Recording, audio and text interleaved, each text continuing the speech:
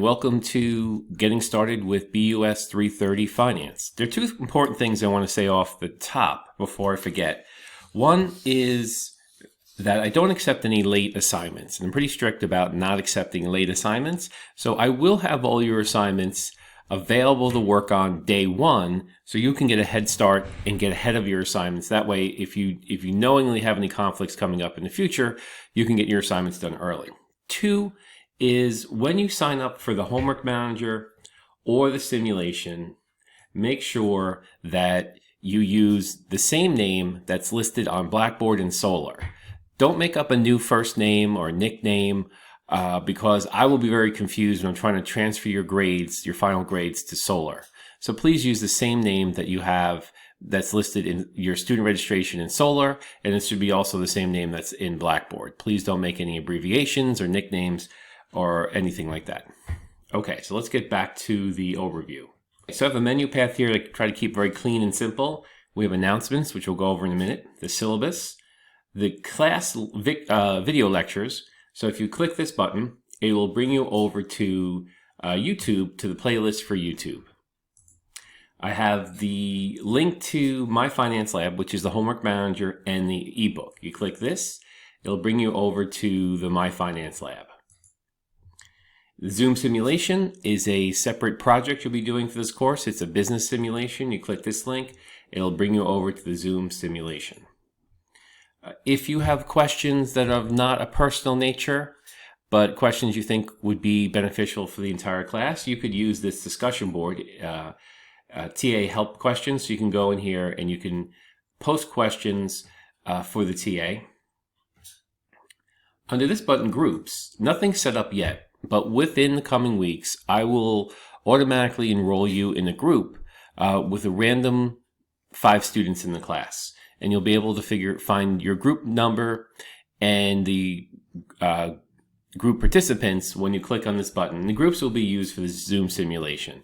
But this, I have to wait until add drop is over before I assign all the groups. You have My Grades, where you can check your grades, and we also have course documents. Under course documents, you'll have all the PowerPoints for the class. And during the class, I use Excel examples and have some videos on Excel examples. So I have all the chapter Excel examples for the course and the answer keys. These are not assignments. You do not need to hand them in.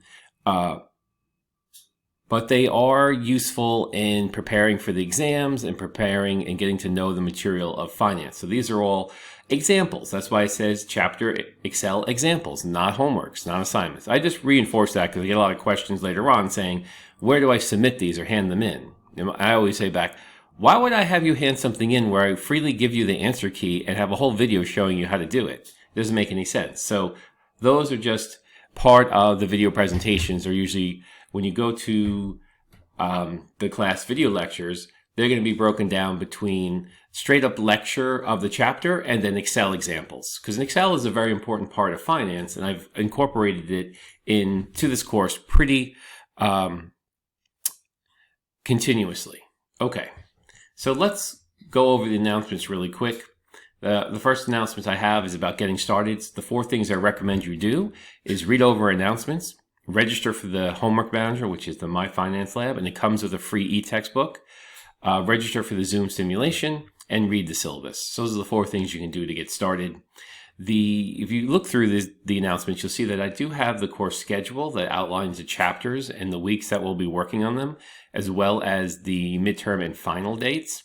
And I have a separate announcement that highlights the midterm and final date.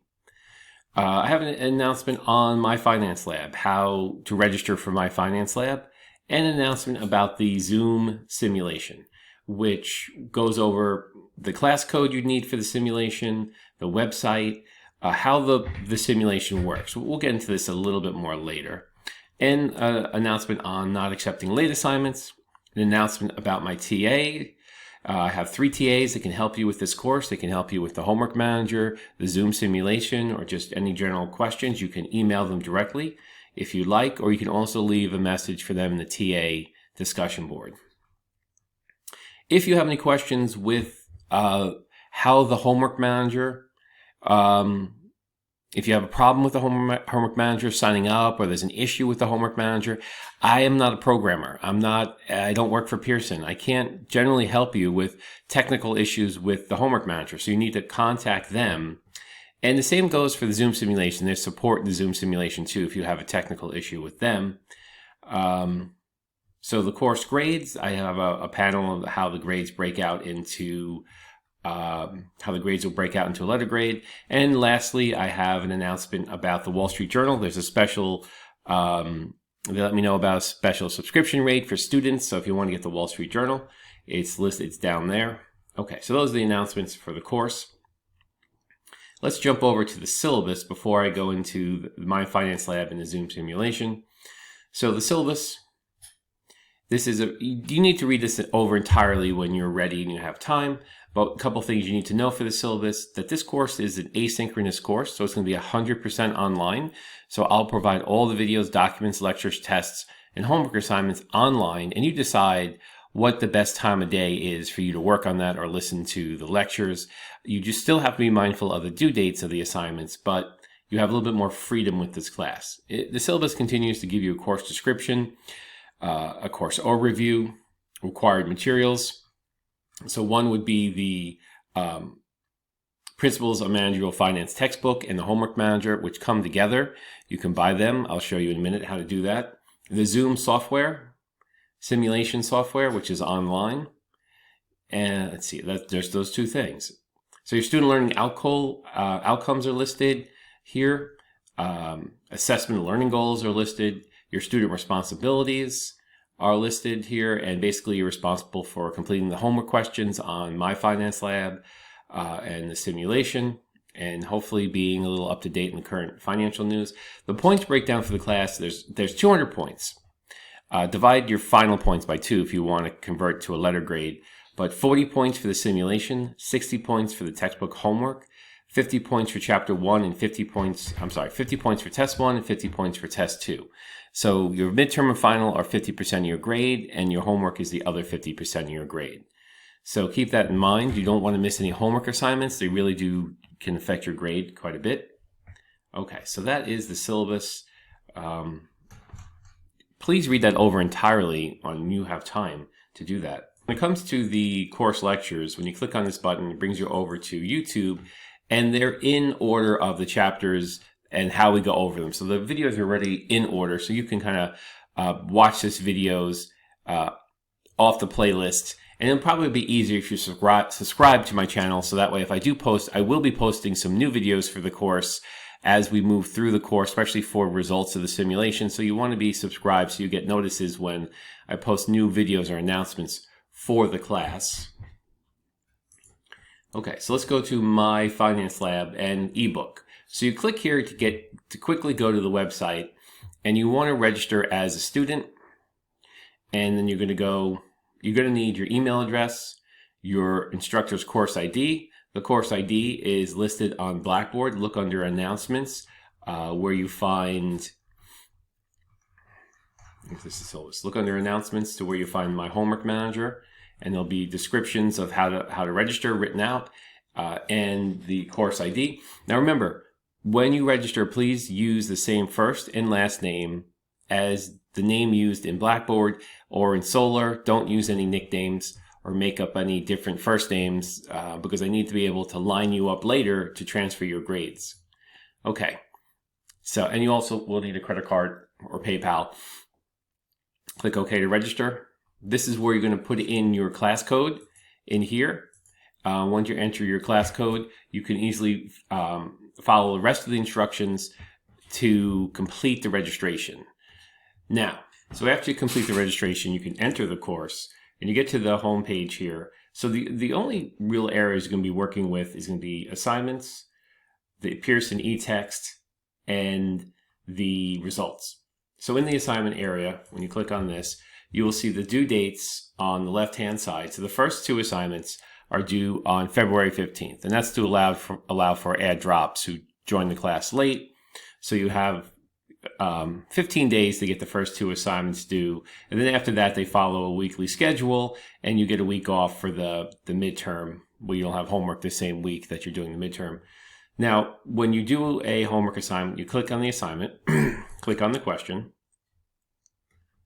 So the question is here. Now, if you don't understand the question, you can go to question help. And in here, you want to look at, you can go directly to the e-textbook to see where the question is originating from, or you can view an example. And this is a great way of stepping through the question, and it's going to give you a step-by-step explanation of how to calculate the answer with sample numbers, the equation, as well as sample calculations. So that gives you a good way to help to understand how to complete the question. Then after you read the question and you put in the answer, you get to check the answer. So if you get it wrong, you can do it again. So that way you can go back in, you could read the help, kind of see what you did wrong, and then think about it and try to figure out what you did wrong, and then check the answer, and then you get it correct, good job, and it gets locked in, you move to the next question. And it continues that. When you're in the next question, if you go to question help, it will show you the example for that question. So as you continue, it will show you, it'll move through and go to the next questions. So it's a great way of finding out how the questions work.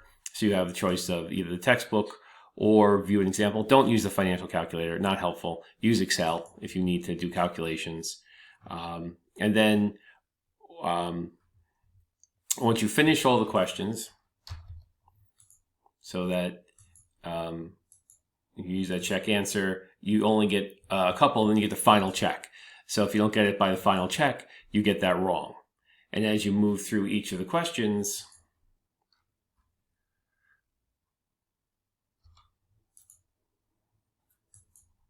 I'm just going to move through. I don't want to put the correct answers down. Just want to get through. So it even gives you the formula when you're trying to try it. So you get a few tries, and then you move on to the next question, and that question's done. So then you move on to the second question, and it just kind of flows you through each of the questions till you're done. And then when you go back, if you look at results, you can go into the homework at a later date, and you can review your results, and you can see what you got right and what you got wrong. For use later on. It'll give you what the correct answer is and give you feedback. So a lot of support with this homework manager. It's a very good tool. So after the homeworks are done, and if you want to use them to study for the test, you can go back to results. Now, also in the homework manager area, we have take a quiz or a test. So I have in there a sample exam. None of these questions on this exam will likely be on your real exam. It's just a sample exam to show you what it's like to take a test. So when you click on the sample exam, this would be similar to the midterm and final. So you're going to get a time for the sample test. It's only 20 minutes. For the midterm and final, you have closer to 3 hours to complete those exams. And you start the test. And then you're going to get a series of questions in the test. That could be multiple choice, could be calculation questions. And then your timer is up here, how much remaining time it counts down. And as you answer the questions, you go from one question to the next. It doesn't give you multiple tries. You only have one try. So you keep doing these questions.